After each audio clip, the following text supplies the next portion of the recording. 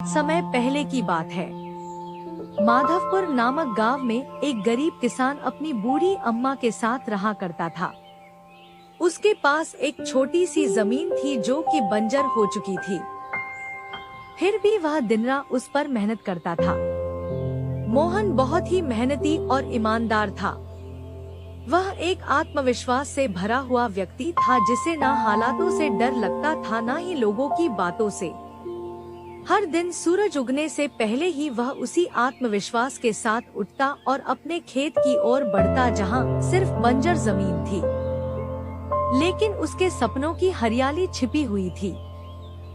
उसे यकीन था कि एक दिन उसकी मिट्टी उसे जरूर जवाब देगी, सोने जैसी फसल बनकर। ओ बेटा मोहन, तेरे लिए मैंने जमींदार से बात कर ली है। वो तुझे अपने पास काम पर रख लेंगे। तू भी जाकर उनसे एक बार बात कर ले बेटा। अब हमारे बस की बात नहीं रही। कम से कम वहां रहकर तू अपना गुजारा तो कर पाएगा। मुझे तेरा बहुत ख्याल है मोहन, इसलिए यह कदम उठाया। जाकर बात कर ले, सब ठीक हो जाएगा।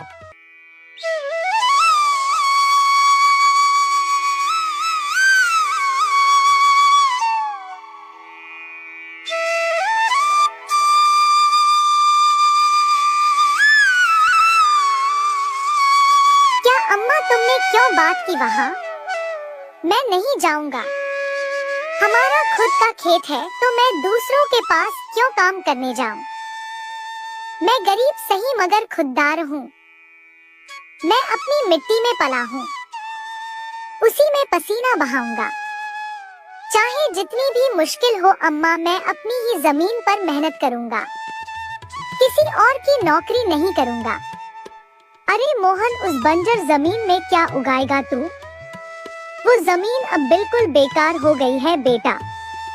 ना उसमें नमी बची है ना जान। तू अपनी जिंदगी यूं ही जाया कर देगा।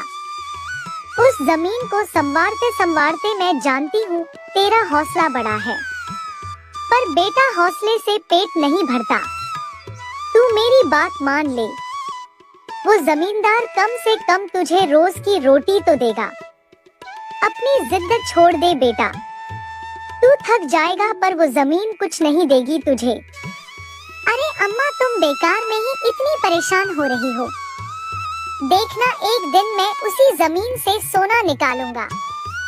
यह जमीन ही हमारी सबसे बड़ी ताकत बनेगी।